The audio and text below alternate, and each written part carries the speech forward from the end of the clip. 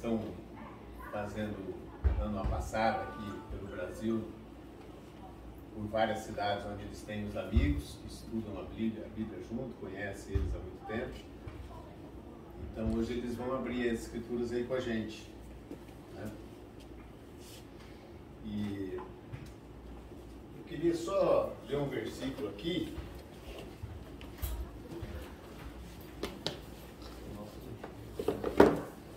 Sem lá que não enxerga mais, não enxerga? Eu esqueci do óculos. É meu ouvido e estou ouvindo. Não, tá bom. Obrigado. Não, tá bom. Mas antes da gente começar, André, você pode orar pela gente, pedir por esse tempinho aqui, por favor? Claro. Por favor, André. Querido Pai, agradecemos muito a oportunidade de juntos estar na sua presença, conhecendo o extravagante amor do Senhor por nós, a expressão máxima do Filho Jesus, o Espírito que o Senhor enviou aos nossos corações. Obrigado por a gente ter o privilégio de poder ouvir a Tua palavra hoje, Pai, algo que o Senhor queira transmitir para nós com vida prática. Pedimos que o Senhor possa continuar abençoando todas as famílias aqui presentes.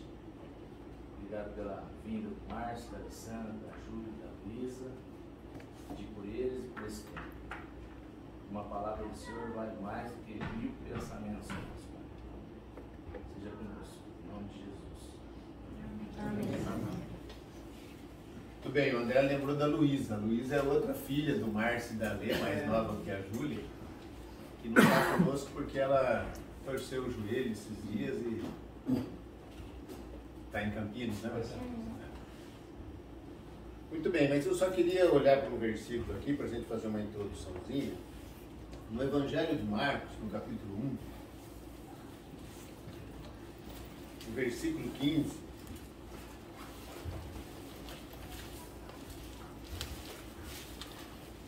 o 14 e 15, né?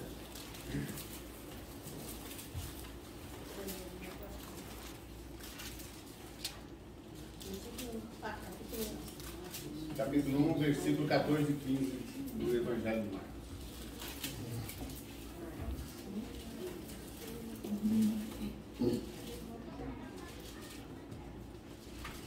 Osílio, lê pra gente. O 14 e o 15.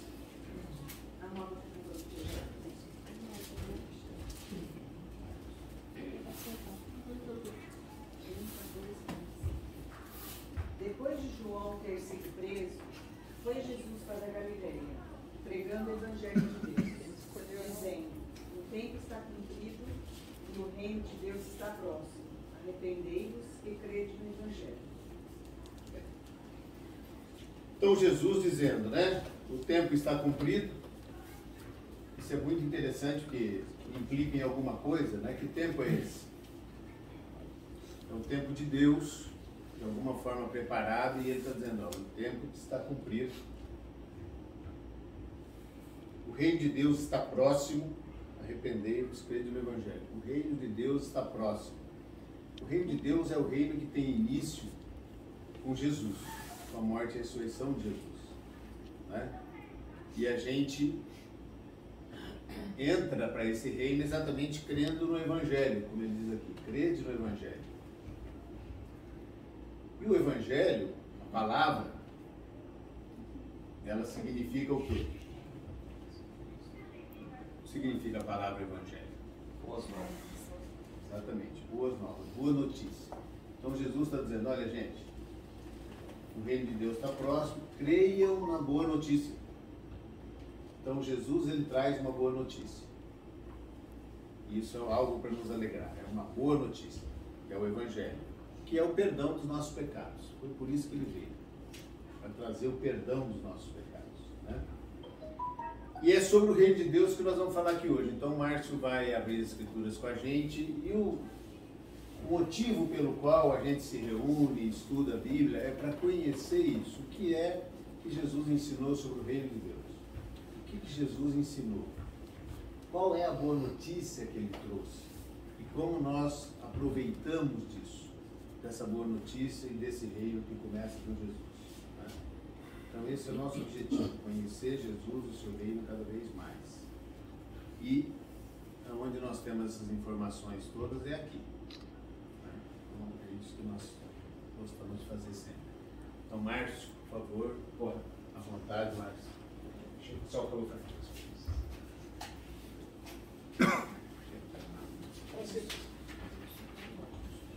Obrigado pela presença de todos. Prazer enorme estar aqui, rever muitos amigos que tanto tempo não nos víamos e outros que são novos amigos a partir de hoje. E obrigado mesmo pela presença. E, como o Amir introduziu, nós estamos lá em Lisboa. Sabemos que hoje Portugal é um destino que os brasileiros gostam de ir, então se passarem por Lisboa, muitos de vocês têm nosso contato, avisem-nos e teremos todo o prazer de estar juntos, fazer um passeio por lá com vocês, se tiverem tempo, tá bem? Vai ser muito bom. Então, para não estender muito, porque o que nós vamos falar talvez exija um pouco de tempo, também vou cortar um pouco da introdução, e, enfim, é assim. A ideia é que eu gostaria, Gustavo, desculpa. A ideia que eu gostaria de falar é sobre parábolas, tá bem? Um conceito de parábola, um conceito que está por detrás da ideia de parábolas. É uma coisa que eu nunca tinha visto ao longo do tempo e tal, que eu estudava as escrituras, e numa certa altura Deus revelou uma coisa para mim que eu achei muito interessante, que me ajudou bastante a organizar o pensamento em relação aos conceitos, princípios que Deus nos ensina. Porque muitas vezes quando lemos as escrituras, nós temos ali um material que foi escrito 2000 anos atrás ou mais, né? Então muitas vezes fica um pouco confuso algumas coisas. Então nós tentamos ali fazer o quê? Fazer uma interpretação primeiro, talvez uma contextualização, digamos assim, tentar contextualizar para daí trazer um princípio, não? E aplicá-lo no nosso dia a dia, tá bem?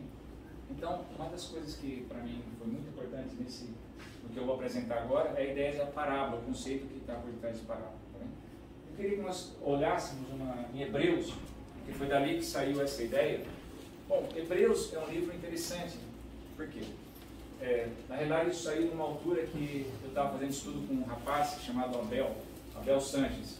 Foi interessante porque nós havíamos lido João, depois lemos Romanos, e eu via que o Abel não havia entendido bem a mensagem. Ele é da Espanha, e eu não entendia bem a mensagem. Ele, numa altura, ele falou, depois terminamos Romanos, ele disse assim, Márcio, eu gostaria de ler alguma coisa do Velho Testamento. Eu falei, ótimo, vamos ver alguma coisa do Velho Testamento. Mas antes de ir para lá, depois eu pensei um pouquinho, falei, antes de irmos para ler o Velho Testamento direto, gostaria que talvez nós lêssemos um outro livro que chama-se Hebreus. Porque Hebreus faz essa conexão entre o Velho e o Novo Testamento. Nos ajuda a perceber muitas coisas que tem no Velho, digamos assim, os sinais, algumas coisas que tem algumas referências que a gente vê no Novo que são bastante claras lá no Velho. Então, comecei a estudar Hebreus com ele, e durante esse estudo, uma coisa que foi interessante é que ele entendeu a mensagem. Ele entendeu a mensagem.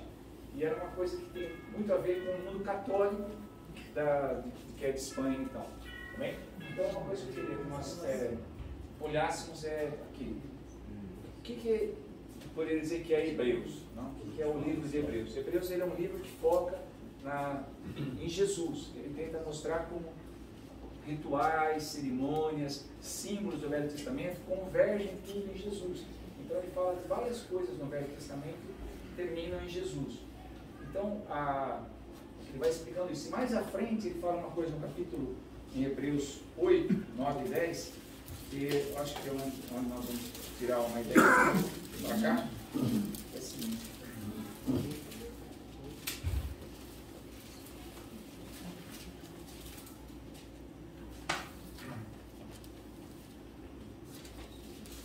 Hebreus, digamos, seria mais ou menos também uma outra ideia para tentar, talvez, imaginar o que eu estou tentando falar.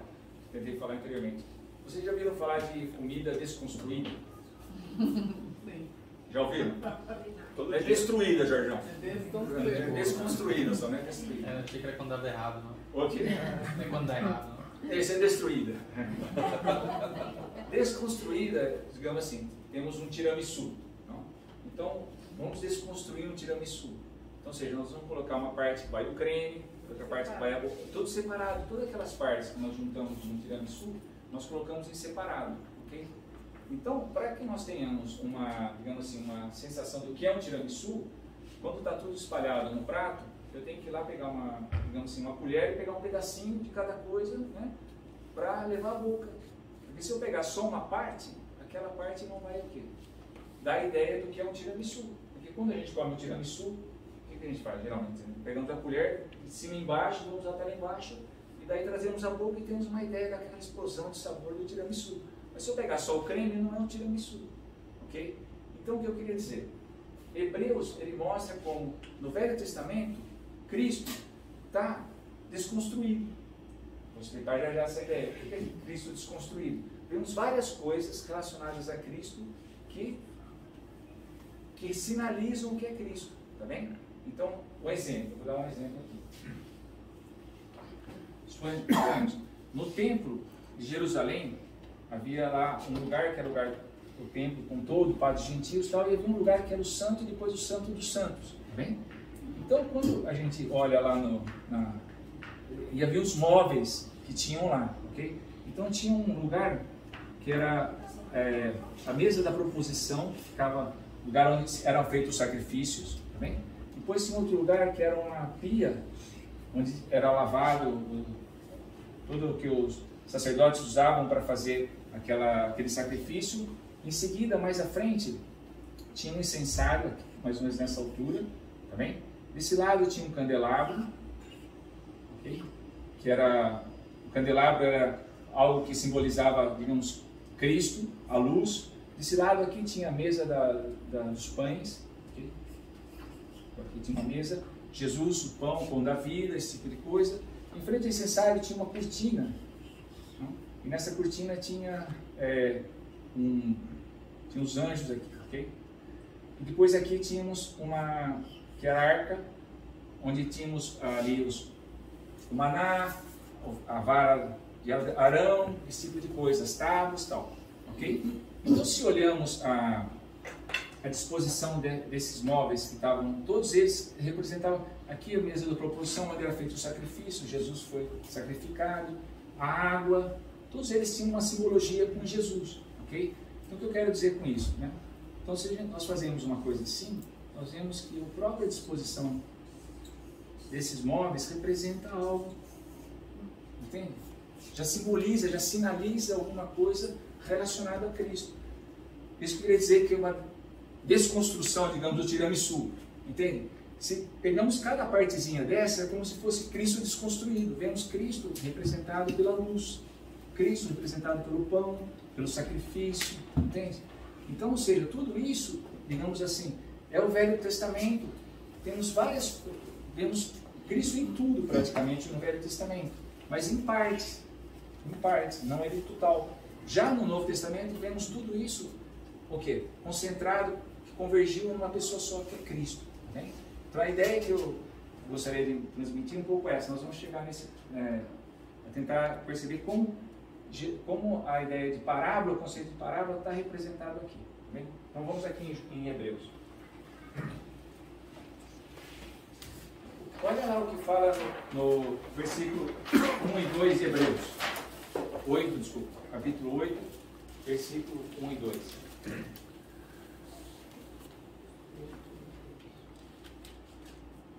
Alguém pode ler? Só para... Ora, o essencial das coisas que temos dito é que pouquíssimo possuímos tal sumo sacerdote que se assentou à destra do trono da majestade nos céus, como ministro do santuário e do verdadeiro tabernáculo que o Senhor erigiu, não o homem. Muito bem.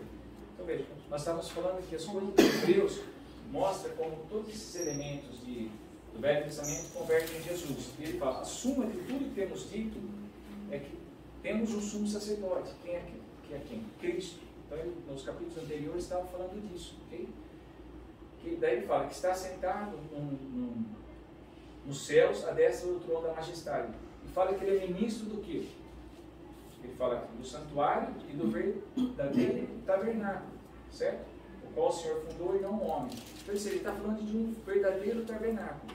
Quando pensamos em algo como fala verdadeiro, Logo pensamos o quê? Verdadeiro ou falso. Não é exatamente assim. No caso aqui, tá certo isso, verdadeiro e falso. Mas veja o que ele fala no 5, no versículo 5. Ele fala uma outra coisa. Não é o caso de ser um tabernáculo verdadeiro e um tabernáculo falso. Ele vai falar de uma outra coisa. O que ele fala no 5? 8:5. Os quais ministram em figura e sombra das coisas celestes, assim como foi Moisés divinamente instruído, quando estava para construir o tabernáculo, pois diz ele: vê que faças todas as coisas de acordo com o modelo que te foi mostrado no monte. Ok. Então veja, que ele está falando dos outros sacerdotes que no Velho Testamento ministravam aonde? No tabernáculo terreno, que ele fala mais, olha lá, depois ele vai usar essa mesma, no 9:1, santuário terrestre. Ok?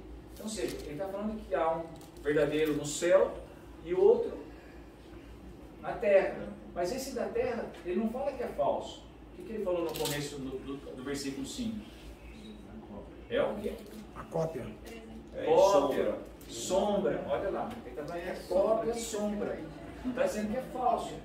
Ele está dizendo que é uma cópia, uma sombra que Moisés divinamente foi instruído, né, para ter a ideia do que era o templo, para construí-lo. Ok? Era uma sombra, era uma cópia. Veja mais à frente, no 10:1, fala algo parecido. Aí que ele fala sobre a lei, ou seja, outra parte do Velho Testamento. Ele fala sobre a lei. O que é a lei? Ele fala no 10:1. Logo no comecinho só. A lei constitui apenas uma sombra, um vislumbre das coisas boas por vir. Exatamente, ou seja, a lei é uma sombra, ok? Vamos ler agora em Colossenses, a gente vai voltar para cá. Se você tiver um marcador de Bíblia, pode deixar o marcador aqui em Hebreus, e nós vamos voltar para cá já. Veja em Colossenses 2, o que ele fala. Aqui ele vai falar de outras coisas relacionadas ao Velho Testamento também, de cerimoniais, rituais, dia de festas, uma série de coisas. Okay? Vejam lá, ele fala no versículo 16. Depois, mais à frente, nós vamos voltar aqui para Colossenses 2. Mas eu queria só agora focar no 16 e no 17. Colossenses 2, 16 e 17. Então, um pouquinho para trás de Hebreus. Então, dando marcha ré, a gente chega a Colossenses rápido. Qual é o capítulo? O capítulo 2, Colossenses capítulo 2, versículos 16 e 17. Okay? Pode ser? Colossenses 2. Exato. Colossenses 2. 16. 16 e 17. Bem? Portanto, Só um momentinho, só. Isso, indo à frente. Muito bem. 2, capítulo 2, versículo 16 e 17. Vamos lá. portanto, que ninguém faça para vocês leis sobre o que devem comer ou beber, ou sobre os dias santos e a festa da lua nova e os sábados. Só um minutinho, meu irmão. Dá uma paradinha. 2, 16 e 17. Pode ler de novo. É porque ele está na outra linguagem. Ah. Tem várias linguagens. Portanto, que ninguém faça para vocês leis sobre o que devem comer ou beber, ou sobre os dias santos e a festa da lua nova e o sábado. E sonde, só.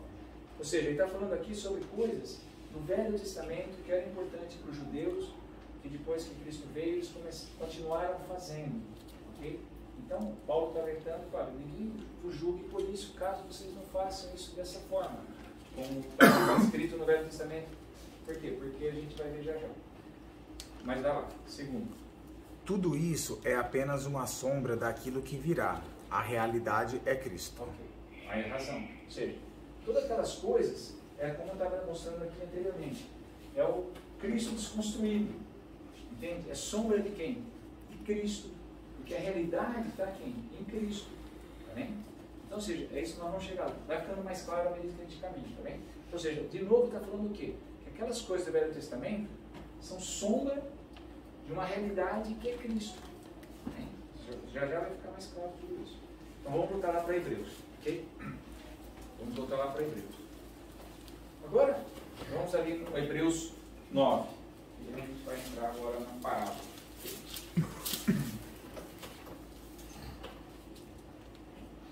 No 9, no comecinho, fala lá nós já lemos que fala do santuário terrestre.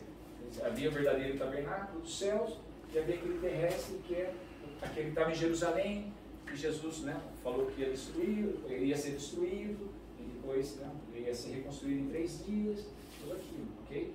Então, daqui ele continua falando, daí ele mostra, deixa eu pegar aqui. No versículo seguinte, ele diz sobre esses móveis que estão aqui daí ele fala, olha lá, no 2. Porque um tabernáculo estava preparado, o primeiro em que havia o candeeiro, os pães da proposição, que se chama santuário. Então, ele está falando primeiro dessa parte. Depois, há uma outra, depois do véu, aqui havia um véu, né? Um véu que é importante nessa história toda. Aqui havia um véu, depois o incensário, e aqui essa era a cortina, tá bem? É interessante, esse já era o véu, perdão, o véu está aqui. Esse aqui é a cortina. Okay? Essa cortina é interessante que quando Cristo morre, ela se rasga de cima e baixo, de cima para baixo. Não? E a cortina representa uma porta. Se temos uma porta que está caída, o que significa? Que a porta é para impedir o acesso, certo? Ou seja, pode entrar, ou seja, a passagem está desimpedida, pode-se entrar. Então, quando isso estava, rasgado, significava que o acesso estava para onde? O acesso para onde? Era o santuário, o santo dos santos, nessa zona. Nessa zona era um lugar que representava onde Deus estava. E só uma única vez por ano o sumo sacerdote entrava aqui. Inclusive ele entrava amarrado numa corda. Porque se ele tivesse algum problema lá dentro, ninguém podia entrar lá para tirá-lo. Então eles faziam o quê? Puxavam-no para fora. Por quê, né? Porque era um lugar que representava onde Deus estava e só o sumo sacerdote ia entrar. Quando Cristo morre, ou seja, ele representa, e essa cortina se rasga, representa que o acesso aonde estava Deus está desimpedido. Ok? Então ele está falando aqui aí ele continua no 3. Mas depois do segundo véu estava o tabernáculo que se chama o Santo dos Santos, que é essa zona aqui. Ok? Aí ele continua falando tal. Depois ele fala sobre a arca, os querubins da glória, no versículo 5 e tal. E continua falando sobre essas coisas todas. Tá bem? Aí, olha o que ele fala mais à frente. No versículo 9.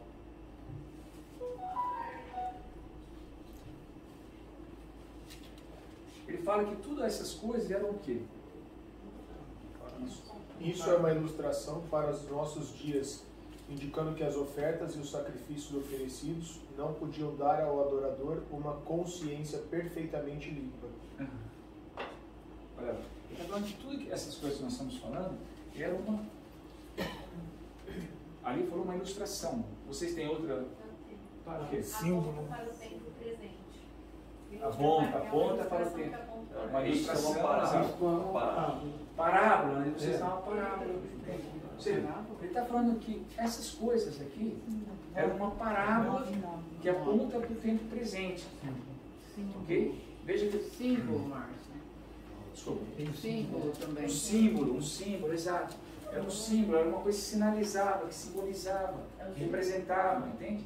Então tudo isso é interessante. Mas a palavra que está aqui no grego é a palavra parábola. Ok? Parábola. Aí vale a pena parar um pouco para pensar na palavra parábola. Aqui nós estamos vendo aqui, a gente viu que era uma ilustração, um símbolo e tal. Aí pensamos isso. Na época nossa da escola, não? Parábola, nós vimos onde? Em matéria nós ouvimos falar de parábola. Matemática, verdade, matemática, mas também outra. Em português. Exato. Na língua portuguesa, em figuras de linguagem, é o mais comum a gente falar sobre parábola. Mas, exatamente, há uma parábola também, além das figuras de linguagem, que está onde? Na matemática. Porque quando vemos Jesus falando em parábolas, né, pensamos basicamente em figuras de linguagem, tá certo? Mas tentar entender por que se usa parábola, ok?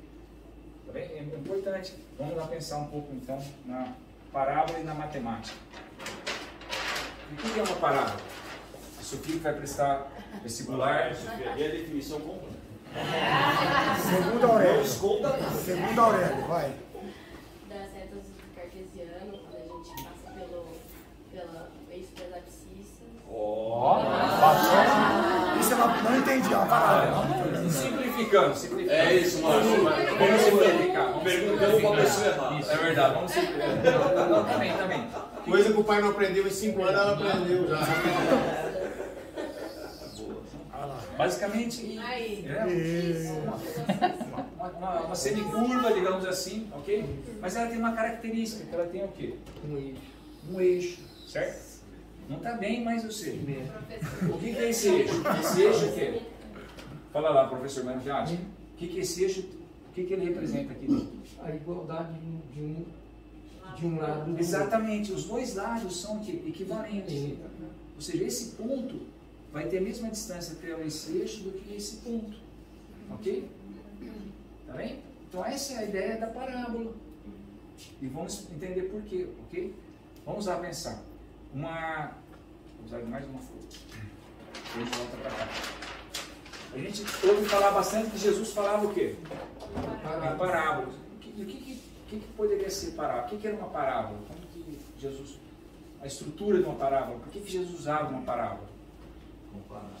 Fazer uma pontuação, exatamente. Vamos pegar aqui um trecho, só vamos usar esse. Mateus 18.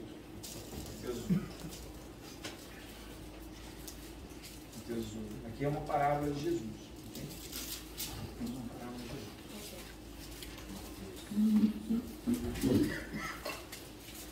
Aí a parábola do credor incompassível. Okay? Alguém pode ler só para toda a parábola? Vamos ler do 23 até o 35.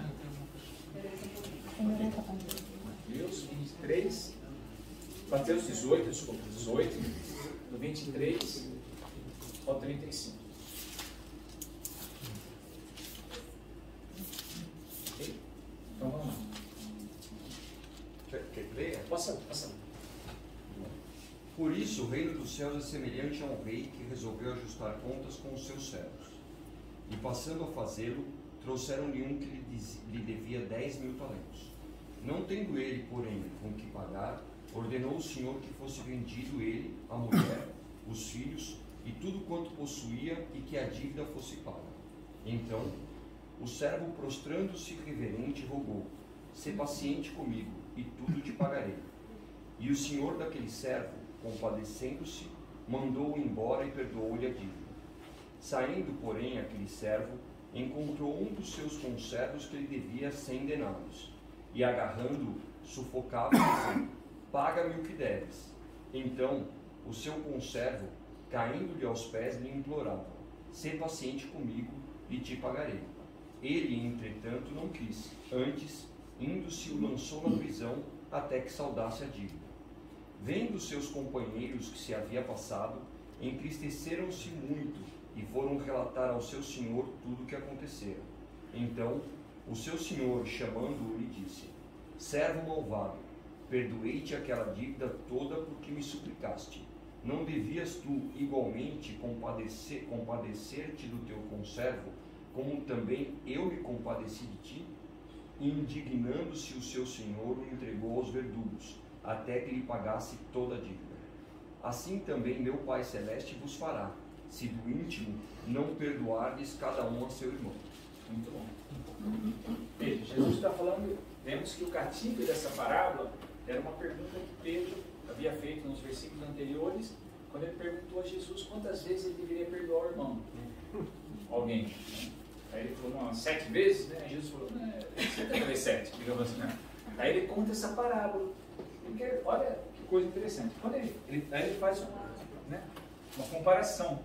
Ele diz que, o que ele diz na parábola? Que havia um devedor que devia quanto? Muito. 10.000 talentos. 10.000 talentos. Vamos lá. 10.000 talentos. O que significa? Então, muito bem. E o outro devia quanto? 100 denários. 100 denários. 100 denários.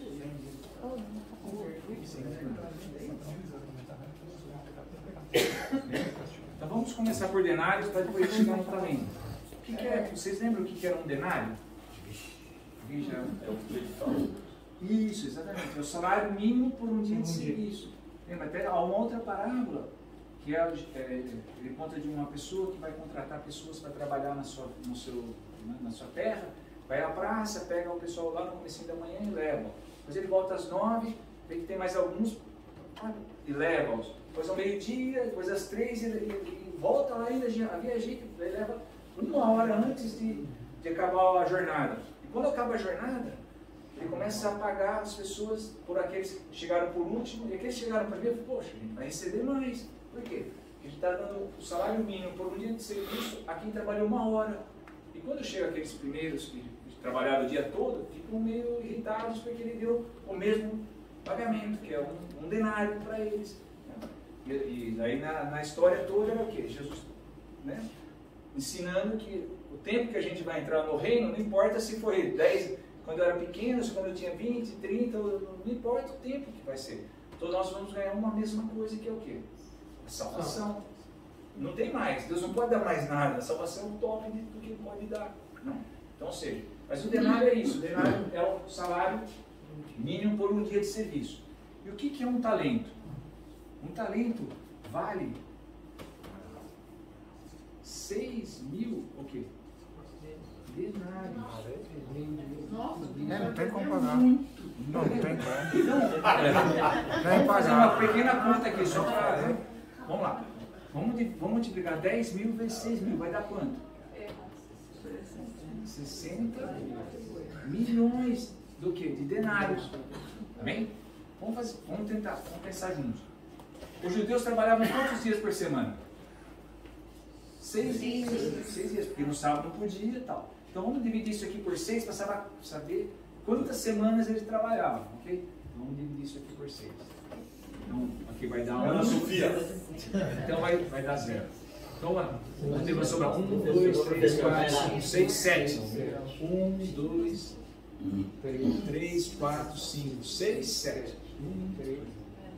10 milhões do quê? Dias. Semanas. Dividimos por 6 para saber quantas semanas de trabalho você vai ter. Ok? Eu vou fazer aqui um arredondamento só para ajudar, porque eu já fiz também com outro, mas a diferença não vai dar muito no final de tudo. Quantas semanas tem no ano? 52. Então vamos arredondar para ajudar a 50, tá bem? Vamos pôr aqui 50. Tá bem? Então vamos pegar um 100zinho aqui, vai dar 2, e vai dar 0, então vai sobrar 1, 2, 3, 4, 5.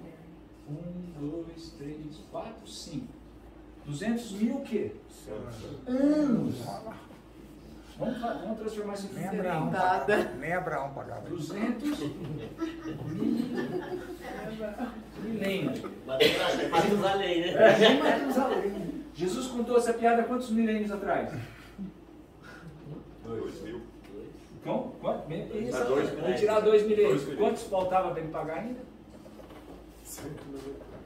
198 milênios. Faltaria se ele estivesse trabalhando desde quando Jesus contou piada. Piada não ficou parada. Essa aí chega a ser uma piada. Quem preza, o que ele está querendo dizer? Então, exatamente. Então, a dívida é o quê?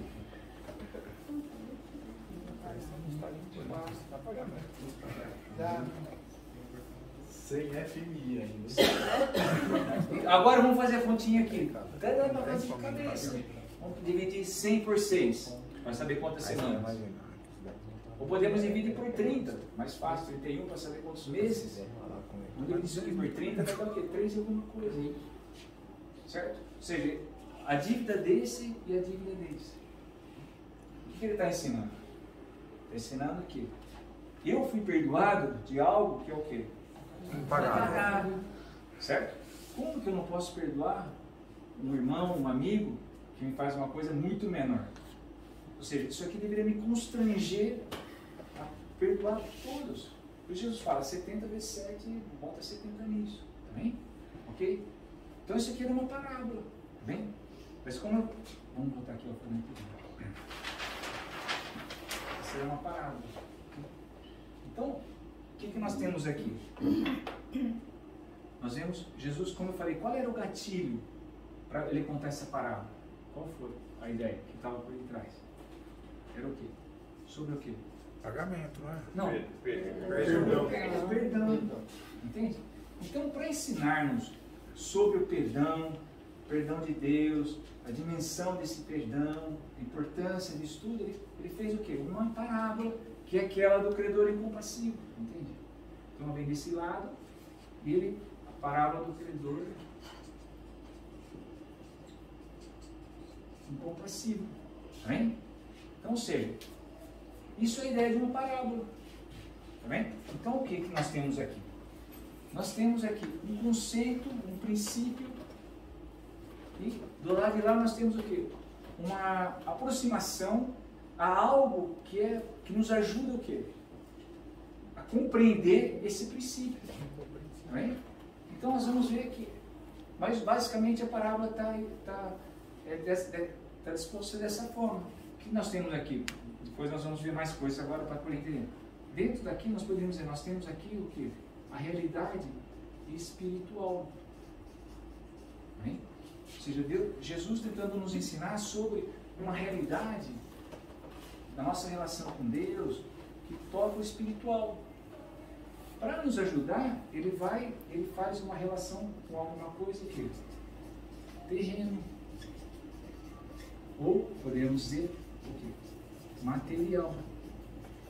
Tá bem? Então, seja, essa é a ideia de uma parábola, está por detrás de uma parábola.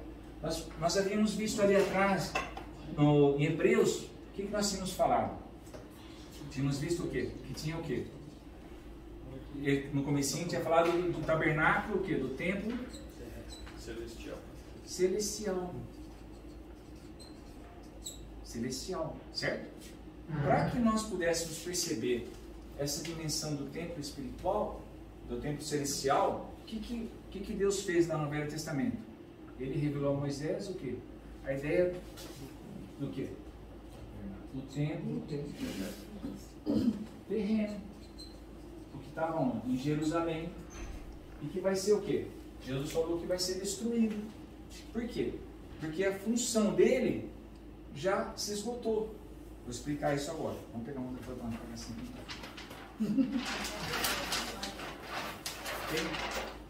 Aqui. Nós dissemos que esse aqui era, digamos assim, era a disposição dos móveis que representavam Cristo dentro do templo, ok? O templo estava aqui dentro. E isso aqui simboliza. Eu falei que aqui dentro, no Santo dos Santos, é onde estava quem? Deus. Certo? Bem? Estava Deus. Esse era dentro do templo que estava em Jerusalém. Vocês se lembram no comecinho de João, no capítulo 2, quando Jesus fala, os discípulos ficam impressionados quando vem o templo e tal, e Jesus fala, eles falam sobre o templo, e Jesus fala que o que ele fala sobre o templo? Exatamente. Que poderia ser destruído, iria ser destruído, e ele o reconstruiria em 3 dias. Ou seja, olha lá. Então veja. Isso aqui está onde? Está onde? No Velho Testamento, ok? Então no Velho Testamento nós temos lá o templo, temos um lugar que é o santuário, e temos aqui o Santo dos Santos, com a cortina, onde representa quem está aqui? Deus. Ok? Isso é no Velho Testamento. Aí depois temos o que? Digamos, o Novo Testamento. Bem? O que fala lá no Novo Testamento acerca de Jesus em João 1,14? Alguém lembra? O que fala? Oi? O Verbo se fez carne, ok? E habitou entre nós, ok? Fala o Verbo, lembra? É Jesus. É Deus. Deus se fez carne e habitou entre nós, ok? Só que a palavra que fala ali é que Deus tabernaculizou. A palavra que está ali é tabernaculizar. Ou seja, Deus se fez um tabernáculo aonde? Em Jesus. E continua. E vimos a sua glória. A glória de Deus. Ok? Então, vamos pensar no Novo Testamento, estão lá as pessoas. Okay? Vamos lá as pessoas. Okay? E está falando que Deus fez o seu tabernáculo em outro lugar, já não é mais esse. Porque esse aqui poderia ser destruído, porque em 3 dias reconstruiria. Ou seja, ele fez o tabernáculo dele aonde? Nas pessoas. Não, ainda não. Em Jesus, exatamente, em Jesus. Então onde estava Deus? Deus estava lá no templo? Não, Deus, onde estava Jesus? Onde estava Deus? Na figura de Jesus. E estava entre os homens. Estava lá andando entre os homens. Aonde? Na pessoa de Jesus. Certo? Ou seja, isso aqui já perdeu sua função, esse tabernáculo. Então Jesus falou, isso pode ser destruído, em 3 dias eu reconstruirei, e depois ele profetiza que vai ser destruído, e nos anos 70 ele é destruído de fato, para não causar problema. Deus destrói e deixou só uma parede lá. Até hoje, para ver que o problema que tem, tá lá, os judeus ainda vão lá e tal. Né? Muda as lamentações e tal. É a parede que sobrou desse tabernáculo aqui. Mas o Novo Testamento não termina aqui. Certo? Aqui nós estamos falando de Jesus entre os homens. Deus na pessoa de Jesus entre os homens. E depois, mais à frente, o que vai acontecer? Jesus fala, é importante que eu vá, porque se eu não for, quem não vai vir? O Espírito Santo. Certo? Então, aí nós temos que Jesus morre, ressuscita, passados 50 dias ele vai para onde? Ele sobe, ele fala para os discípulos, fiquem aqui em Jerusalém, fiquem aqui e tal, 40 dias, depois no 50º vem o quê? O Espírito Santo. E o Espírito Santo vai aonde? Nas pessoas, exatamente. E temos aqui um outro momento do Novo Testamento, que é o Velho. Temos um outro momento onde temos quem? Os cristãos. E aonde está Deus? Exatamente, está habitando nas pessoas. Entende? Ou seja, esse é o trabalho de Deus. O que ele buscava? Voltar o quê? A estar em nós, se relacionar conosco. Então todo esse processo culmina nisso. Amém? Ou seja, então isso aqui já não tem mais, já tem, a sua função já foi exercida, exatamente. E agora estamos num outro momento, ok? Então vamos lá. Isso aqui. Então, ou seja, essa é a ideia, digamos assim, do conceito de parábola, para nos ajudar, nos ajuda a entender quando estamos falando de uma coisa que é, digamos assim, da realidade espiritual e outra da realidade material terrena. Por quê? Porque a realidade espiritual é uma coisa que nossos órgãos de sentido não são capazes de perceber. Nós temos 5 órgãos de sentido que não conseguimos ver. Tá bem? Mas ela existe. Uma comparação, ou talvez uma comparação. Alguém consegue ver o Wi-Fi que está nessa sala? Marcão sabe a senha. Olha a senha. Não tem Wi-Fi. Não tem Wi-Fi. Conversa. Ou seja, o Wi-Fi está aqui, está presente. Mas meus 5 órgãos de sentido, que são as únicas coisas que eu posso captar alguma coisa, graças a Deus, não conseguem percebê-lo. Mas o fato de eu não perceber não significa o quê? Ele não existe. É a mesma coisa com a realidade espiritual. Entende? Ou seja, a realidade espiritual é presente. Nós não conseguimos vê-la, mas ela está presente. E nós temos todo o Espírito Santo, o Espírito em nós, e todo esse trabalho de Deus para nos ajudar a percebê-la, entendê-la. Entende? Um dia vai ser uma coisa, digamos assim, parte da nossa vida no sentido material de vê-los. Né? Deus vai estar lá na Jerusalém Celestial e coisa do tipo. Né? Mas ela existe. E precisamos entender alguns conceitos que estão desse lado, como eles se materializam de estado. Vamos ver um exemplo disso. João 4. Em João 4, Jesus ele encontra, talvez não precisamos, eu acho que também está demorando muito as coisas. Tranquilo. Tranquilo. Tá bem. Em João 4, querem olhar? Em João 4 é um momento que Jesus encontra uma mulher num poço, que é quem? A mulher samaritana. Não? E aí ele começa a conversar com ela e tal, e ela percebe que ele é um profeta. Aí quando ela percebe que ele é um profeta, ela faz um comentário: ó, vocês, judeus, adoram lá em Jerusalém, nós, samaritanos, adoramos aqui, que é um monte de Gerizim e tal, né? Aí Jesus fala o quê? Quem tiver aí em João 4 quiser olhar, acho que é o versículo certinho. Se alguém tiver, pode falar. 23. Então, ou seja, João 4, 23, ali a partir do 23. Tudo bem?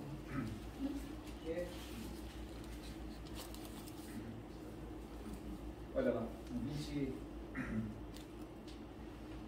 O que eu acabei de falar estava lá no 20. Nossos pais adoram nesse monte, vós dizeis que Jerusalém é o lugar onde se deve adorar. Aí Jesus disse: mulher, creia em mim, que a hora vem em que nem nesse monte, nem em Jerusalém adorareis ao Pai. Vós adorais o que não sabeis, nós adoramos o que sabemos, porque a salvação vem dos judeus. Mas a hora vem, e já chegou, o quê? Em que os verdadeiros adoradores adorarão o Pai o quê? Em espírito e verdade. Porque o Pai procura tais que assim o adorem. Deus é espírito, e importa que os que o adorem em espírito e verdade. Ok? Então veja, aqui nós temos o quê? Uma parábola, digamos. Vamos pensar. Nós temos aqui um conceito que Deus está nos ensinando, que é sobre o quê? Adoração. Ok? Está falando sobre adoração. E o que ele fala sobre adoração? O que é importante para Deus? É que ela seja o quê? Em espírito e o quê? Verdade. O que é adoração para você? Exato. O que é adoração? Qual é o conceito de adoração? Basicamente, seria buscar a glória de Deus. Em tudo que Deus seja enaltecido, digamos assim, através do que eu faço. Tudo para a glória de Deus. Esse seria o meu modo de entender. Né? Glorificar a Deus. Esse seria, resumidamente, digamos. Né? Okay? Mas, enfim. Não sei se responde ou não. Então, ou seja, adoração. Ele está falando sobre adoração. Está dizendo que, olha, os samaritanos adoravam em Gerizim, os judeus adoravam em Jerusalém, ok? Então, ou seja, aqui, aí ele falou, vai chegar a hora, e já chegou, digamos. Então aqui temos o quê? Os montes, né? Temos o monte de Jerusalém, de Gerizim, ok? Tá bem? Mas o que ele está dizendo? Que o fato mais importante, o fato que realmente importa para Deus é o quê? É o lugar onde está sendo adorado?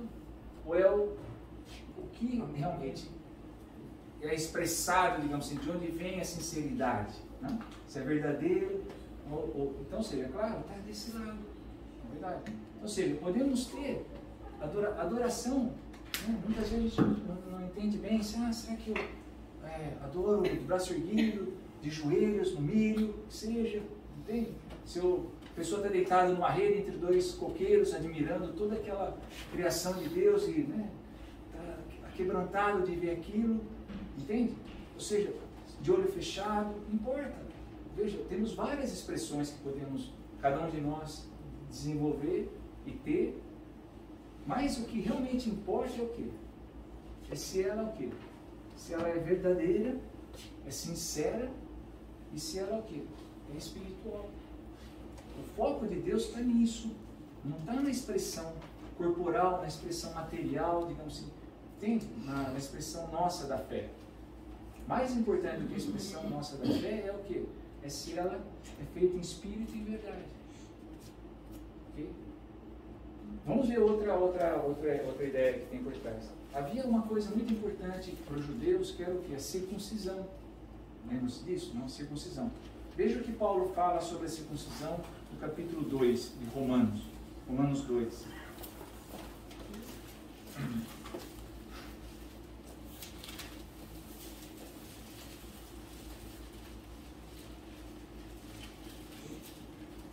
Capítulo 2.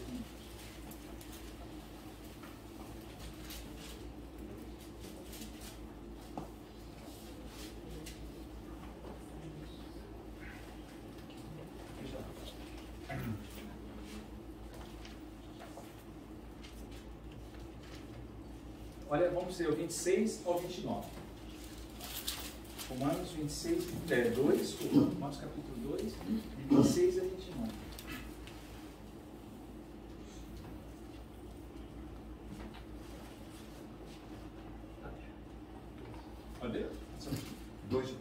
Márcio, perdão? Capítulo 2, Isso. versículos 26 ao 29. Tá, posso ler. Sobre a circuncisão. Se, pois, a incircuncisão observa os preceitos da lei, não será ela, porventura, considerada como circuncisão? E se aquele que é incircunciso por natureza cumpre a lei, certamente ele te julgará a ti, que não, obstante a letra e a circuncisão, é transgressor da lei. Porque não é judeu quem o é apenas exteriormente, nem é circuncisão o que é somente na carne. Porém, judeu é aquele que o é interiormente, e circuncisão a que é do coração, no espírito, não segundo a letra, e cujo louvor não procede dos homens, mas de Deus. Veja, a circuncisão era um ritual estabelecido no Velho Testamento e, erroneamente, o que a gente pensa não foi abolido. A gente vai ver isso logo mais, ok? Em que sentido ele não foi abolido?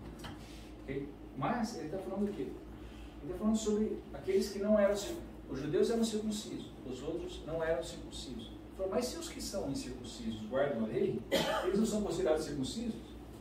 No outro sentido, não na carne, mas são. E aqueles que são circuncisos na carne, não guardam a lei, são considerados o quê? Incircuncisos. Por quê? Porque o importante era o quê? Era a circuncisão na carne? Foi feito no 8º dia depois do nascimento? Não. Qual era a verdadeira circuncisão? Exatamente.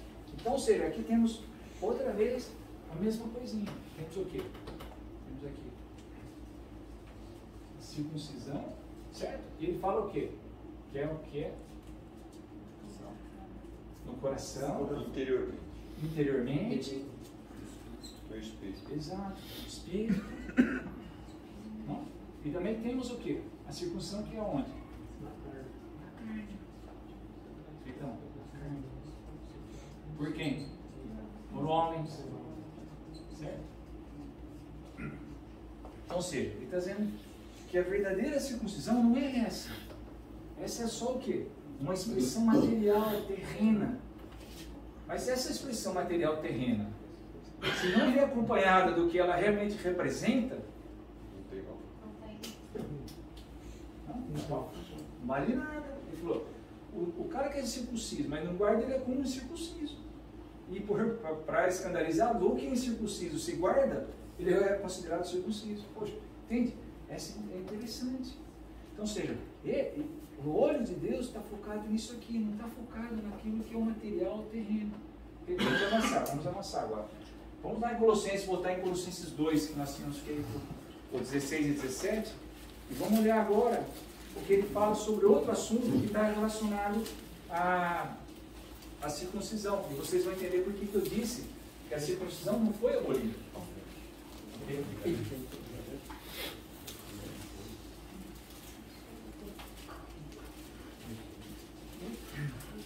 Veja lá. Olha lá, vamos avançar um pouquinho para no 10. Vamos ali no 10. Ok? No 10. Colossenses 2.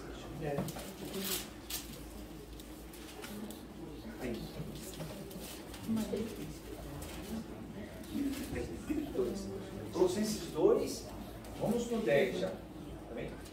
2, versículo 10. Começamos no 10 e vamos até o 15. Nós tínhamos feito o 16 e 17, quando falou que todas aquelas coisas do Velho Testamento eram sombra do corpo de Cristo. Okay?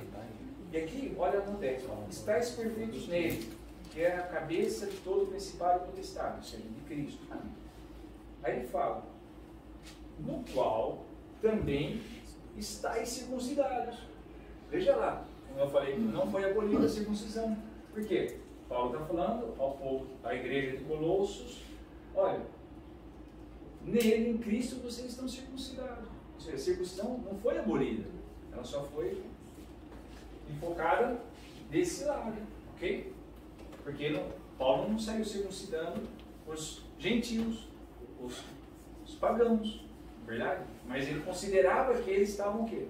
Circuncidados. Porque como nós vimos lá em Romanos, os incircuncisos que guardam a lei são considerados circuncisos, ok? Então tá. Então ele fala, no 10, no qual também estáis circuncidados com a circuncisão não feita por mão no despojo do corpo da carne, mas o que? A circuncisão aonde? De Cristo. De Cristo. Ou seja, Cristo nos circuncidou. No momento que eu creio, Cristo me circuncidou. Ok? Nos circuncidou. Tá bem? E olha o que ele continua falando. Veja lá. Olha o que ele continua falando. Além da gente ter sido circuncidado por Cristo, o que aconteceu também? Nós somos sepultados com ele no batismo. Pois, alguém aqui está sepultado?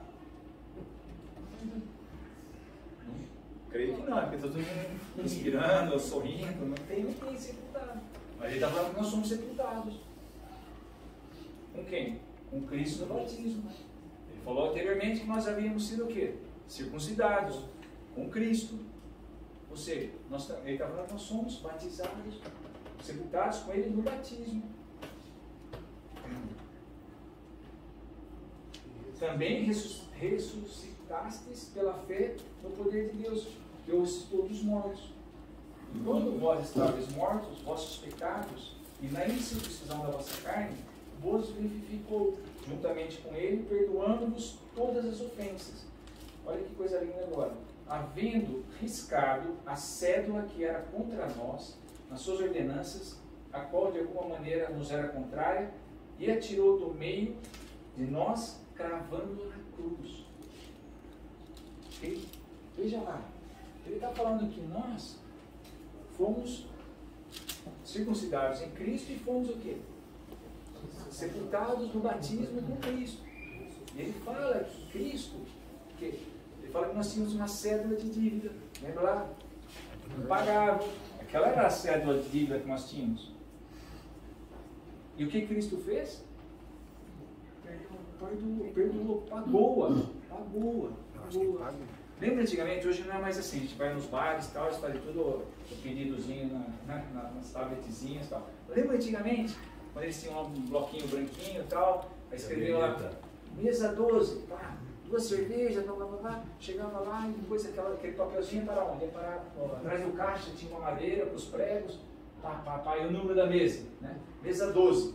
Aí todas as comandas que o garçom tinha, né, dos pedidos, ia parar para lá. Aí nós pedimos, fecha a conta. Aí o que fazia o caixa? Ia lá, pegava na mesa 12 todos os papéis que tinha lá, tirava, grampeava e somava tudo, certo? E se pagava. Pensemos assim, cada preguinho desse aqui. Uma pessoa. Nossa, uma pessoa, exatamente. Então tem lá o preguinho do Márcio, uma dívida impagável. E o que Jesus fez? Foi lá, pegou tudo. Pagou. E todo mundo que veio antes, que estava naquele momento, que vem depois, e paga na cruz. Salva essa dívida. É interessante por quê? Porque em Romanos, no capítulo 1 ao 3, Paulo faz uma coisa interessante. Ele cria um cenário que é um cenário de julgamento. E onde ele fala que todos nós somos condenáveis.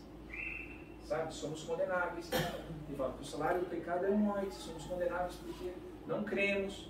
Okay? Então ele coloca lá no banco do céu, ele coloca três grupos. Ele coloca primeiro os pagãos, depois ele coloca os legalistas, no começo do capítulo 2, depois ele coloca no final do capítulo 2 os religiosos na pessoa dos judeus. E ele conclui que todos nós estamos destituídos da glória de Deus por causa da nossa dívida. Entende? Mas em Cristo somos justificados. Interessante. Ali é uma linguagem de cartório, de tribunal jurídica, exatamente. Justificado é o quê? Tornado justo. Poderíamos dizer, absolvidos. Ok? Mas veja, mas ele tinha acabado de dizer que nós somos o quê? Culpados. Ok? Mas eu sou absolvido. O culpado nunca é absolvido, verdade? A gente assiste os filmes lá de, né? Quando a pessoa sai, no final de tudo, sai assim, para trás do juiz, tem aquela portinha e tal, ele vai para onde? Para o cilindro. Né? Ou quando ele é absolvido, ele sai lá, naquela porta grande, na escadaria, todo mundo filmando e tal. Não. Aí a pessoa é absolvida. Nós saímos por ali. Mas nós não somos o quê? Inocentes. Eu sou absolvido sem ser inocente. o culpado tem que pagar a sua dívida. Mas eu não tenho como pagar minha dívida, porque minha dívida é impagável. Alguém pagou por mim, que é Cristo. Certo? Ou seja, isso é o batismo. Isso é o quê? Saldar a nossa dívida. Quando João Batista estava lá batizando, ele falava, eu vos batizo com água, mas vai vir alguém que é o quê? Que vai batizar isso com o Espírito. E quando Jesus chega na fila para ser batizado, Deus revela a João Batista, os dois eram primos, mas ele não sabia que o Jesus, que jogou bola com ele, ia ser o Messias. E quando ele vê que, uau, meu primo, eis o Cordeiro de Deus que tira o pecado do mundo. Ou seja, sepultados com ele no batismo, veja, o que é a água? Tem vários símbolos. Um deles é de limpeza. João Batista fazia o quê? Ele pegava as pessoas e ele batizava. Mas batizar é uma coisa interessante, que tem um pouco a ver com essa história toda. A palavra batizar vem de um verbo chamado bapto. E bapto é um verbo que significa submergir, afundar na água alguma coisa. Então, para aquelas pessoas, não tinha nenhuma conotação religiosa. Assim como a palavra igreja, também naquela época não tinha uma conotação religiosa. Hoje você pergunta, sai aqui na rua e pergunta, em que contexto você usa a palavra igreja? Ah, religião. Batismo? Ah, religião. Só que lá atrás não era isso. Igreja, a palavra igreja, era o ato de se reunir. Uma assembleia era a palavra igreja. Por isso que existe uma igreja chamada Assembleia de Deus. Porque em vez de eles pegarem, fazer uma transliteração da palavra, o som de eclesia para a igreja, eles traduziram. Era uma assembleia. Qualquer assembleia era uma eclesia, era uma igreja. Há um teatro famoso, uma peça, Assembleia de Mulheres. Se vocês forem olhar no grego, vai estar lá eclesia, eclesia de mulheres. Mas é uma coisa política, não tem nada a ver com religião. Era uma palavra normal da época. E o batismo é a mesma coisa, afundar. Ou seja, se uma pessoa pega uma senhora lá na Itália, lá na época de Roma, esquentava a água e colocava uma massa na água, ela batizava a água, ela punha a massa na água, quando a massa se submergia, ela estava batizando a massa. Então João Batista, a pessoa vinha, a pessoa olhava, o João pegava, a pessoa tinha que se arrepender, era o batismo do arrependimento. Quando a pessoa se arrependia, ele simbolicamente representava o quê? Quando ele entrava na água, ele era limpo do quê? Eis o Cordeiro de Deus que tira o pecado do mundo, que cravou na cruz a nossa dívida. Entende?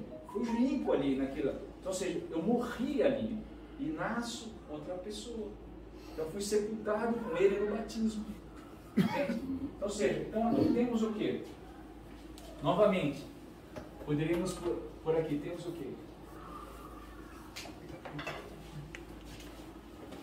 Temos aqui o quê? O batismo, que é feito por quem? Por Jesus. E desse lado temos o quê? O batismo onde? Na água. Okay? Temos aqui o batismo na água. Bem? Ou seja, novamente, temos aqui o que realmente acontece na realidade espiritual. E aqui temos uma representação que nos ajuda a perceber essa realidade espiritual. Bem? Ou seja, basicamente, a ideia de parábola, o conceito de parábola é isso. Entende? Ou seja, eu vou usar um recurso que é aproximar alguma coisa que eu quero transmitir para alguém. Vou usar um recurso do quê? De fazer uma comparação, aproximar essa ideia com alguma coisa que a pessoa vai entender. E daí para ela poder realmente perceber o que eu estou dizendo, de fato. Entende? Essa é a ideia de parábola. Okay? Então nós tínhamos atrás. Já colocamos aqui. Essa é a ideia. Okay? Isso eu acho importante por quê? Porque isso nos ajuda a organizar um pouco o pensamento do que o que de fato é o que mais importa para Deus. Vimos que para Deus, desse lado é o que mais importa. No nosso grupo, na nossa turma, nós costumamos falar sobre isso de uma outra forma, mas que é exatamente igual. Entende? Qual é a forma que nós usamos para falar isso? Tem a palavra reforma. Nós falamos que isso aqui seria o quê? Função. E aqui temos o quê? Forma. Na realidade, estamos falando da mesma coisa. Forma e função.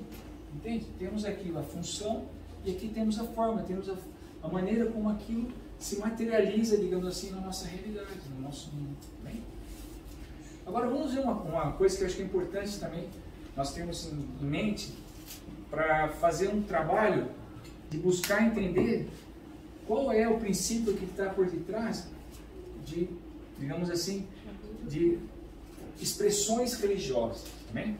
Vamos lá olhar em Marcos, faça favor, pegue em Marcos. Marcos 7. Vocês vão entender o que eu quero dizer agora.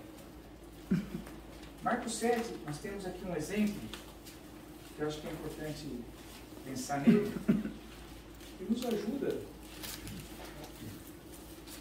no nosso dia a dia com relação a esses assuntos espirituais, digamos assim.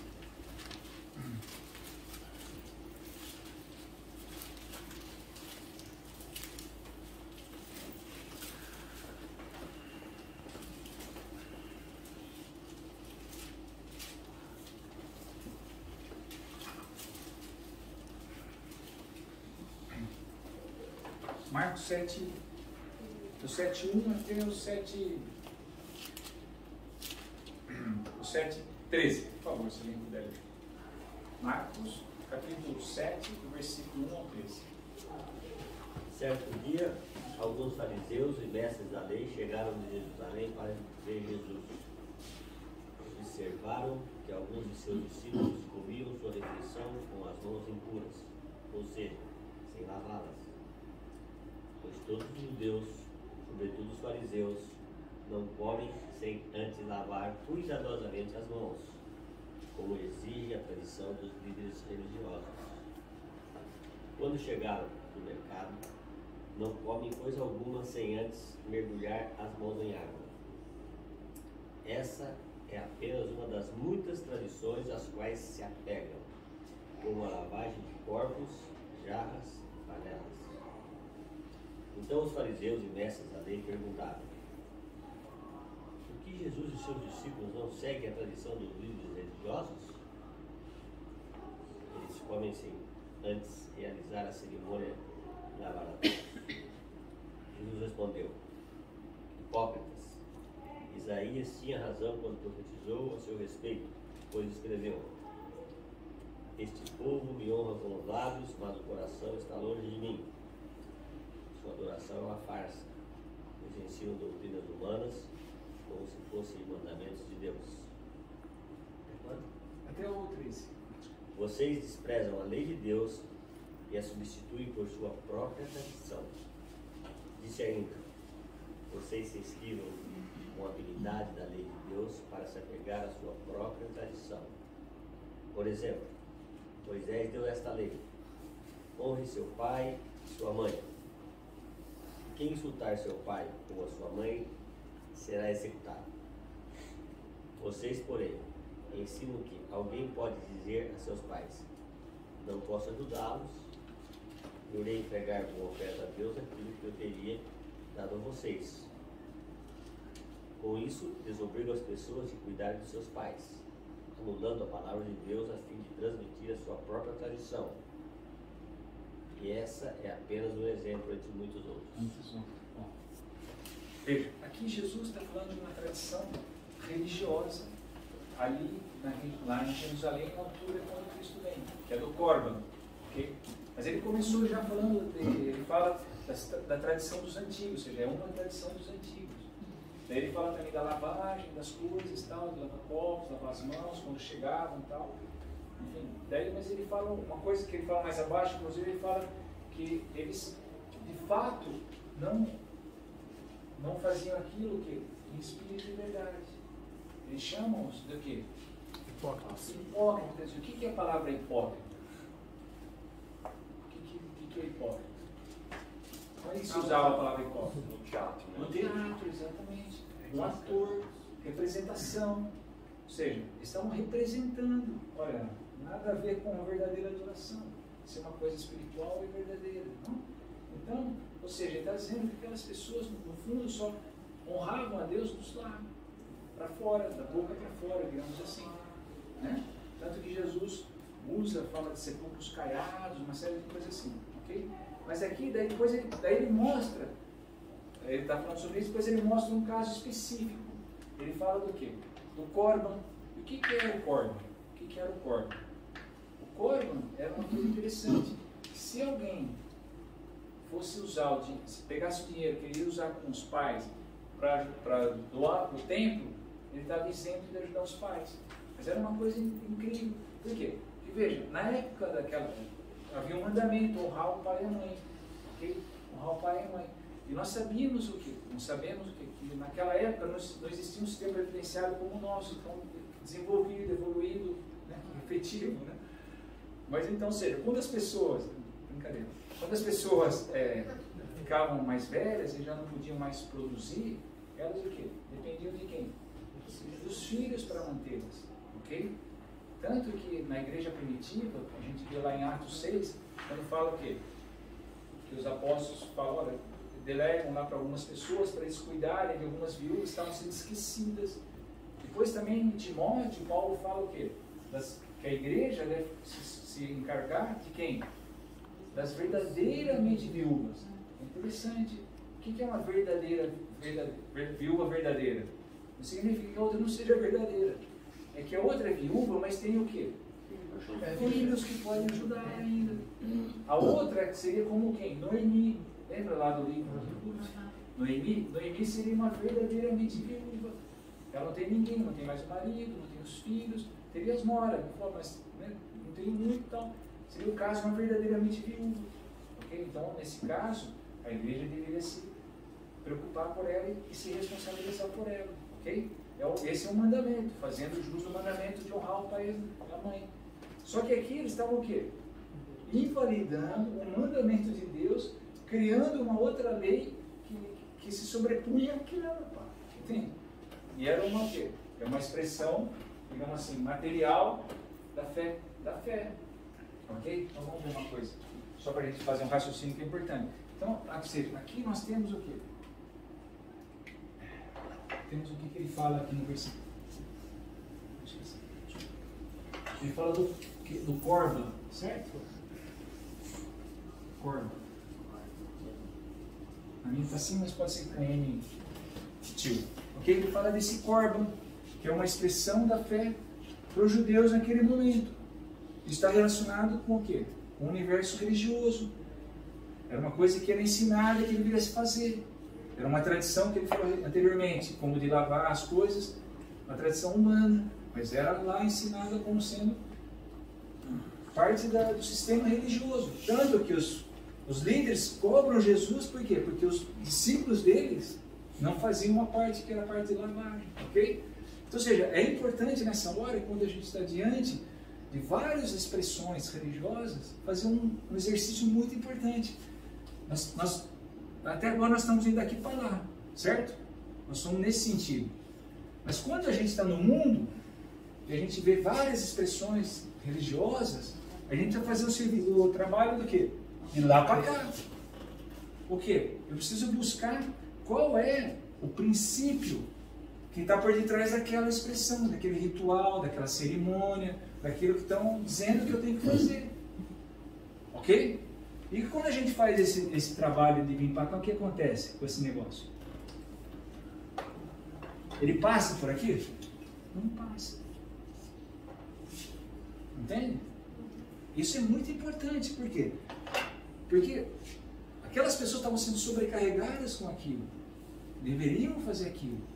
Jesus falou, vinde a mim, estáis cansados, sobrecarregados, eu vos aliviarei. Meu fardo é leve e meu jugo é suave.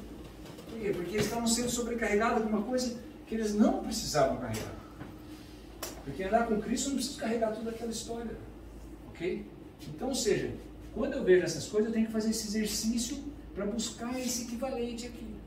E se eu não encontro esse equivalente aqui, meu amigo, estamos dispensados de refazê-lo. Porque Deus não está pedindo isso não para mim. Entende? Isso aqui é mais uma tradição, que ele falou aí, de homens. Entende? Isso é muito importante fazer isso, esse exercício para tentar encontrar isso aqui. Ok? Então vamos avançar um pouquinho mais só para terminar. Vamos tomar um tempo para vocês. Aí, uma outra ideia que está por detrás disso tudo. Okay? Então nós vemos aqui que, digamos, aqui é a expressão material, a forma e tal. É óbvio que isso desse lado pode ter, digamos assim, vamos pensar no caso da adoração, ok? A gente viu aqui tem uma ideia, x linha, x duas linhas, mas poderia ter x3 linhas, x4 linhas, x5 linhas, papapá, infinito. Desde que tudo isso tivesse o quê? O equivalente desse lado. Então, ou seja, há espaço para uma diversidade do quê? De expressões da fé cristã. Entende? Isso está muito claro nas Escrituras. Nós vamos ver 2 versículos que vão nos ajudar a perceber isso. Um deles está em Efésios 3. Pegamos, Efésios 3, no versículo 10. Ali em Efésios 3, versículo 10, Paulo vai dizer que nós, a Igreja de Cristo, somos dispenseiros da multiforme sabedoria de Deus. Em 1 Pedro 4, 10, vai aparecer também, nós somos dispenseiros da multiforme graça de Deus. Ou seja, nós, a Igreja de Cristo, toda a Igreja de Cristo, somos dispenseiros da multiforme, Efésios 3, 10. 3, 10, tá bem? Então, localizem no 3, 10, até que somos dispenseiros da multiforme sabedoria de Deus. Mas aparece em 1 Pedro a mesma estrutura, falando de 1 Pedro 4, 10, da graça de Deus. Ou seja, o que é ser um dispenseiro? Um dispenseiro, a palavra que aparece aí atrás é oikos nomos. Oikos nomos é a palavra que deu economista. Oikos quer dizer casa, nomos é gerir a casa. Ok? No caso do José, lá na casa de Potifar, ele era um oikos nomos. Entende? Ele era a palavra em latim, vai ficar mais claro para vocês, é mordomo. Mor vem de mor, de maior, e domus casa, o maior da casa. O José era o maior da casa. Para nós, no Brasil, seria governante, a palavra mais usada, governante. Okay? Então, ou seja, nós somos essa pessoa que, lá naquela altura, ia lá na despensa e pegava as coisas que eram para ser preparadas na cozinha naquele momento, em alguma das funções dele. Ele tinha a chave, abria, pegava, ele não podia deixar aberto, né? Senão o pessoal levava, comia e punha lá para si. Então, ou seja, nós somos dispenseiros do quê? Da multiforme graça de Deus. A Igreja de Cristo leva o Evangelho, a graça de Deus ao mundo. Ok? Mas é interessante, tem um adjetivo. Ele fala, multiforme. Qual é a palavra que está por detrás do multiforme? A palavra que está por detrás do multiforme é oikilos. Poli, nós temos assim no ginásio, poliedesportivo. O que significa o ginásio poliedesportivo? Lá dentro se jogam vários esportes, certo? Então, poli é de vários, muito. Por isso que é multi, vamos dizer multiforme. E outro, poikilos, quer dizer colorido. Nós somos dispenseiros da multicolorida graça de Deus. Pensem nisso, nós somos dispenseiros da multicolorida graça de Deus. Ou seja, a graça de Deus é levada ao mundo não só de uma única cor, mas o quê? De várias cores. Por quê? Porque a sociedade, há uma diversidade na sociedade. Precisamos ser diferentes para conectar com pessoas diferentes. Ok? Então isso é muito importante. O C.S. Lewis, talvez não sei se soa para todo mundo, mas talvez aquele filme Nárnia, não sei se vocês lembram, foi quem escreveu Nárnia, um livro, depois virou um filme. O C.S. Lewis tem uma ilustração interessante. Ele diz que quando entramos no reino de Deus, passamos pela porta que é Cristo, né? Aí vamos ter uma coisa como se fossem assim, vários corredores dentro da casa. Okay? Temos vários corredores dentro da casa. E é um corredor, digamos assim, onde tem uma característica que sejam mais pentecostais. Então, naquele corredor, vai haver ali, tudo vai ter essa característica. Há um outro corredor que seja o quê? Mais ensino, mais, digamos assim, razão. Entende? Então, ali vai parecer que se você entra numa daquelas salas ali, numa igreja, entre aspas, você vai entrar numa sala de aula. Presbiteriano. Exato. Exato. Sabe, vai ser como se fosse uma sala de aula. Do outro lado vai ser, digamos assim, uma coisa mais emocional, vai ser mais música, e as pessoas vão ser tocadas pelo coração, coisa e tal. No outro, é uma pessoa assim, mais legalista. O que eu quero dizer legalista? Uma pessoa que está mais em cima, sabe? Fica mesmo, o espaço que você tem para se mover é menor, não? Então, mas é importante. Eu tenho um caso que quando eu era jovem, um amigo, nós sabíamos que ele tinha problemas com droga. Tentávamos ajudá-lo. E ele não... em determinado momento fomos surpreendidos porque ele havia sido preso. Porque além dele consumir a droga, ele acabou tendo que vender para poder pagar uma coisa dele. Ele foi para a cadeia. Ok. Mas ele era um rapaz bom. E lá, rapidinho, ele saiu por bom comportamento e tal. Só que dentro da cadeia ele conheceu uma igreja que era bastante, ele dizia, legalista. E quando mais à frente eu o encontrei, ele falou, pô, Márcio, sabe, é que eu não consigo viver daquele modo com domínio próprio, eu fico escorregando o tempo todo. Mas se eu estou nesse lugar, que eu tenho menos espaço, para mim é importante. Claro que eu escorrego, eu já tenho onde botar a mão. Então eles tinham reuniões de segunda a segunda, tinha gente com ele o tempo todo e tal.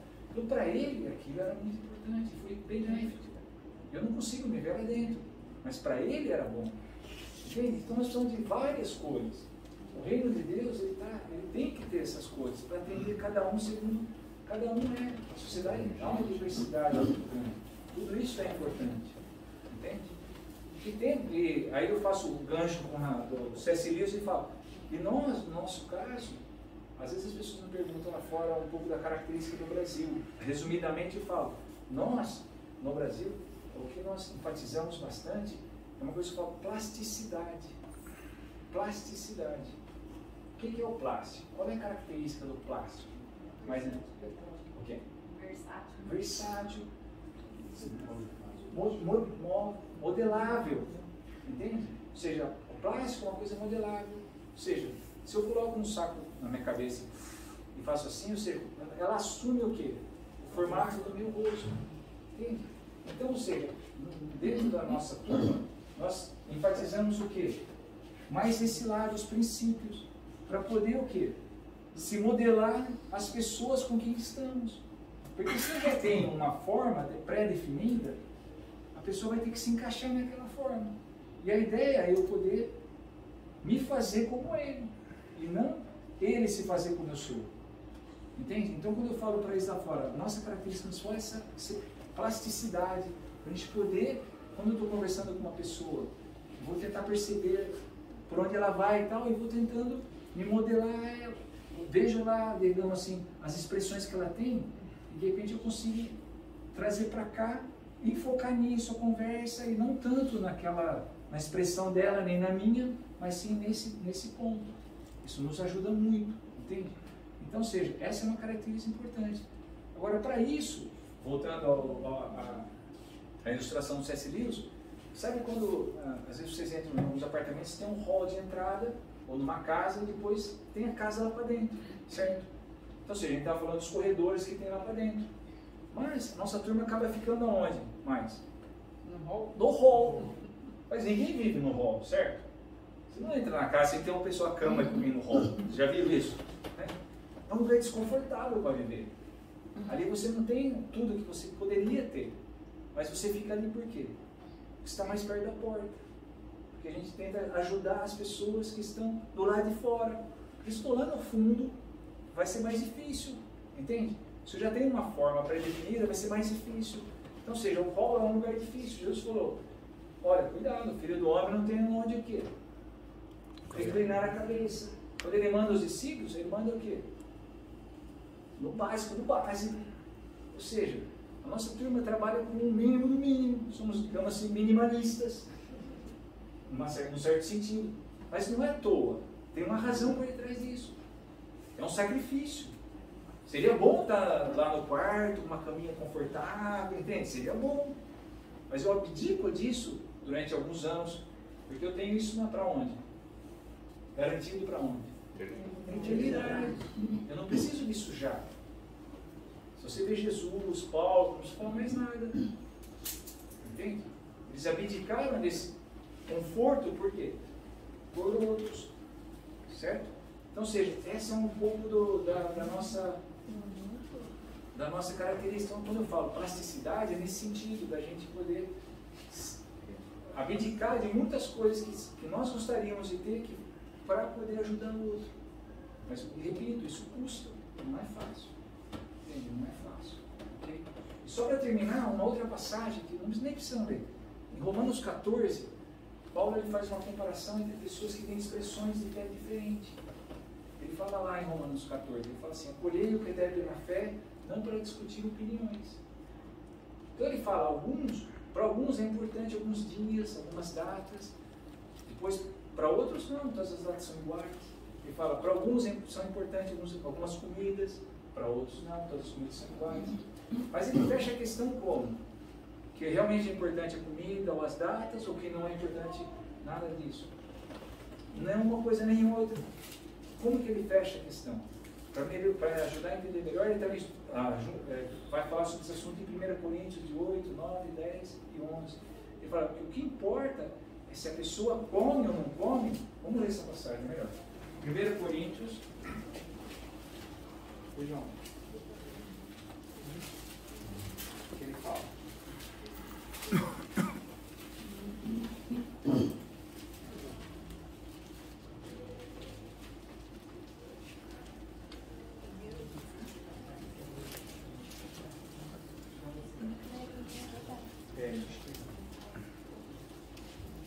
No capítulo 8.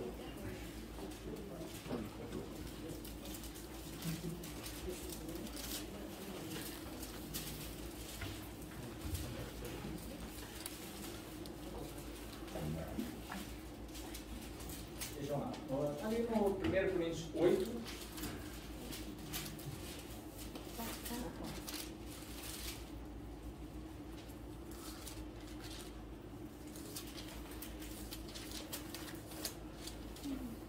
Aqui no 8, olha lá, no 8:6.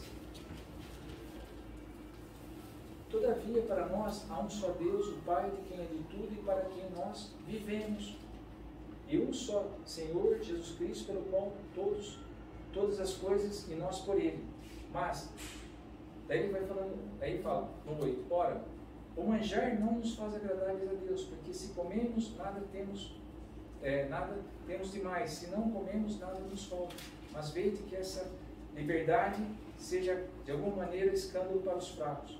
Desculpa que acho que faltou, não era aqui que eu de fato acho que falar. Só desculpa. Quero querer falar. Aqui, desculpa. No 10. 10:31, perdão. 10:31. Era um versículo só bem que estava se estendendo. No 10:31. Ou seja, como Paulo fala lá, que alguns observavam alguns dias, para eles era importante alguns dias, para outros não, algumas comidas, outros não. O que ele fala aqui no 10:31? Alguém pode ler? Portanto, quando vocês comem ou bebem ou fazem qualquer outra coisa, façam tudo para a glória de Deus. Muito bem. Ou seja, isso é o que importa. Paulo não está falando que o que importa é se come ou não come. O seu respeito tal data ou respeito. Mas a motivação pela qual eu faço isso. Entende? Por quê? Porque daí ele vai falar se eu tenho liberdade para todos os dias são iguais, eu posso, ou todas as comidas são iguais, eu posso comer de tudo, em qualquer momento. Está bem.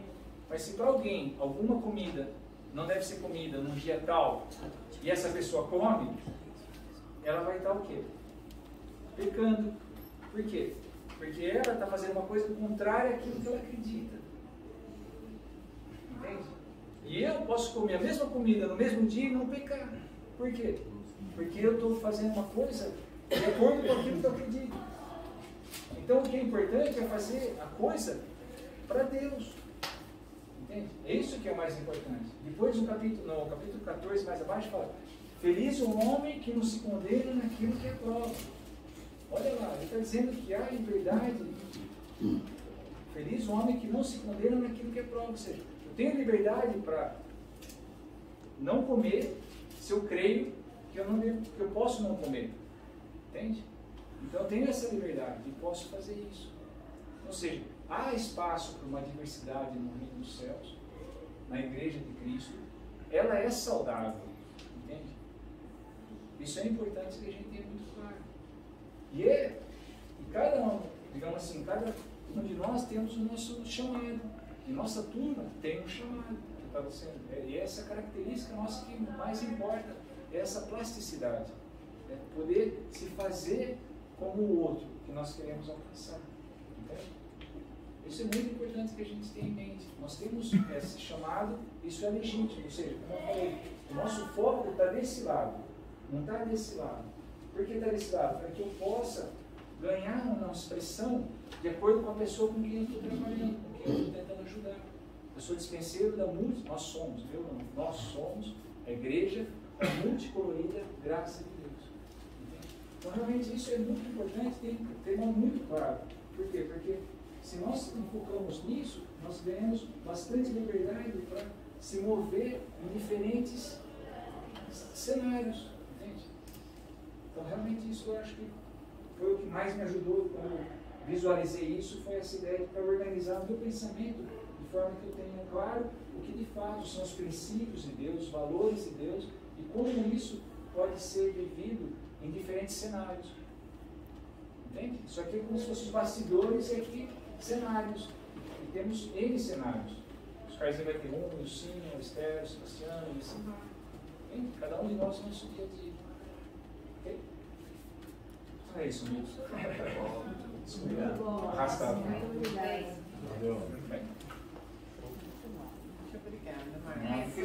Marcos. Pode orar para nós?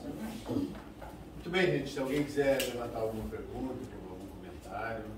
Não, eu queria só nesse ponto que você disse do testar, que é de lá para cá, sim, né? Daqui pra lá. E aí a gente está falando de formas de igreja, que sejam várias coisas, não só da nossa forma, pessoas que a gente tem contato. Sim. Então, nesse mesmo versículo que você disse, se não refletir a sabedoria de Deus, a gente tem que botar esse X para saber, porque a gente está falando de várias formas, mas a gente tem que fazer essa parábola para ver se ela tá lá. Você tem um equivalente. Né? Você tá o equivalente, porque assim, ó, ele fez para revelar a sua multiforma pela igreja de sua sabedoria. A gente tem então o lado de lá, que é a sabedoria, porque se aquela igreja não reflete a sabedoria, fala, ó, peraí, então você pode ser uma igreja bacana, mas é onde entra esse xizinho, né? Exatamente. Para poder fazer essa equivalência. Exatamente. Ou seja, porque todos nós vivemos num contexto religioso. Então, ou seja, muitas vezes são colocadas coisas que temos que entender de fato o que elas representam. E se de fato elas têm esse equivalente. O importante é que tem esse equivalente. Como eu falei, Jesus falou, vinde a mim, estáis cansados, sobrecarregados, porque eu os aliviarei. Daí ele fala, meu fardo é leve e meu jugo é suave. Há um fardo, entende? Há um fardo. Só que ele é menor do que digamos assim, do que tudo o que a cultura religiosa muitas vezes coloca sobre nós. Então, de tudo que é colocado sobre nós, é importante fazer esse exercício de pensar se ele tem esse equivalente do outro lado. E se ele tem, ok. É uma expressão do capim, aí pode pensar, ok. Então é importante eu vou encontrar o equivalente e vou falar, mas essa você está fazendo dessa forma.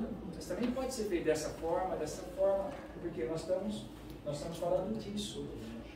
Entende? Então esse exercício é muito importante. Interessantíssimo. Muito bom. Por isso que é legal entender a parte espiritual, né? Como acho que isso é da essência, né? Para a gente poder, antes de criticar a forma de alguém, de casar, a gente entender bem a parte espiritual, até para acolher e não criticar ou discriminar. Exatamente, porque às vezes a pessoa faz somente diferente de mim. Exato. Ela não está fazendo nada que não tem um equivalente. Tem equivalente, só que é diferente do meu. A forma de expressão é diferente da minha. E está muito ok, pai. Está ok mesmo, porque ela está fazendo algo que tem realmente, que Deus pediu que fizéssemos. Só que é de uma expressão diferente da minha. Mas pegando a mesma passagem que você passou, que é aquela da perna de tropeço, certo. Se a gente anda com uma pessoa diferente, de fato guarda o sábado, beleza. Não tem, mas eu posso guardar você não. E se ela é mais fraca, eu guardo o sábado por ela, não tem problema nenhum, né? Não que eu não prejudicar o que ela acredita, que eu acho que é o mais difícil. Porque fica essas conversas, não, meu, seu, tá tudo bem, não. Mas se eu te faço tropeçar, é melhor então que eu faça o que você acredita, mesmo não tendo valor para mim. Exatamente. Veja, é muito claro isso quando nós pensamos na Sexta-feira Santa. Nosso vizinho não come carne, só come peixe. Não vou ser eu que vou fazer um churrasco e virar o quê? Exaustor pra dentro da casa da pessoa. Já joga uma gordurinha no fogo ainda, hein? Exato, entendeu? Isso seria pecado da nossa parte. Entende? Eu tenho que ter clareza disso. Às vezes, porque Paulo fala lá no começo do Romanos 14, acolhei o que deve na fé. Por quê? Isso é importante. Porque geralmente as pessoas que dependem mais de ter ritualismo, cerimônias, não, elas são mais fechadas no sentido de achar que aquela cerimônia, aquele ritual é fundamental e para ela não é. E também, ela está fazendo aquilo para Deus. Mesmo que eu tenha essa liberdade, mas diante dela, se eu estou no contexto dela, eu vou respeitá-la, por amor a ela, para não ser uma pedra de tropeço. Entende? Ela fala, o Marcão não faz, o Marcão é um cara espiritual, não faz, para que eu estou fazendo isso? Mas ela vai entrar em conflito com aquilo que ela crê, com aquilo que ela aprendeu. Se ela ganha uma liberdade no futuro, é outra história. Mas enquanto ela ainda pensa que ela tem que fazer aquilo, mas vê que o outro não faz, pode, o cara não faz, eu também não vou fazer. E vou lá e entro na dele. Só que ele tem liberdade para não fazer, só que ele fez um churrasquinho e tal, ela não, né, na casa dele, na boa, comeu uma carne que seja, misturou um churrasco. Entende? Mas ela vai contrariar a sua consciência. Aí ela vai entrar em pecado por ela. Mas eu também estou fazendo mal porque eu estou levando a fazer uma coisa que não está bem para ela. Então, por amor a pessoa.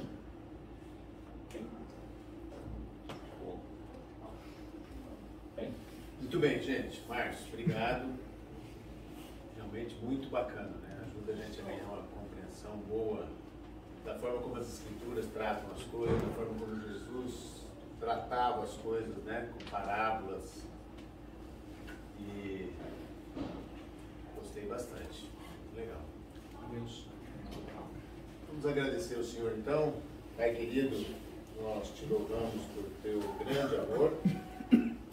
O Márcio, nessa explanação, nos lembrou muito bem que nós temos uma dívida impagável contigo, mas por teu amor, o Senhor entregou teu Filho, Jesus, teu amado Filho, na cruz por nós. Pagou a nossa dívida, Pai. Te louvamos, te agradecemos. Obrigado pelas palavras do Márcio, que o Senhor esteja sempre nos ensinando, nos animando, para que a gente possa, Pai, te conhecer mais e mais, Pai. Para que a gente possa ser mais e mais luz no mundo, sal na terra, perfume de Cristo, para tua honra e tua glória, Pai. Que o Senhor dê para nós agora um tempo de bastante alegria, que a gente possa curtir nossas amizades na tua presença. Nós oramos em nome do teu Filho, Pai. Amém, Senhor. Amém. Olha isso. Muito bem, gente. Nós temos um salgadinho, bebidas e tal, cerveja.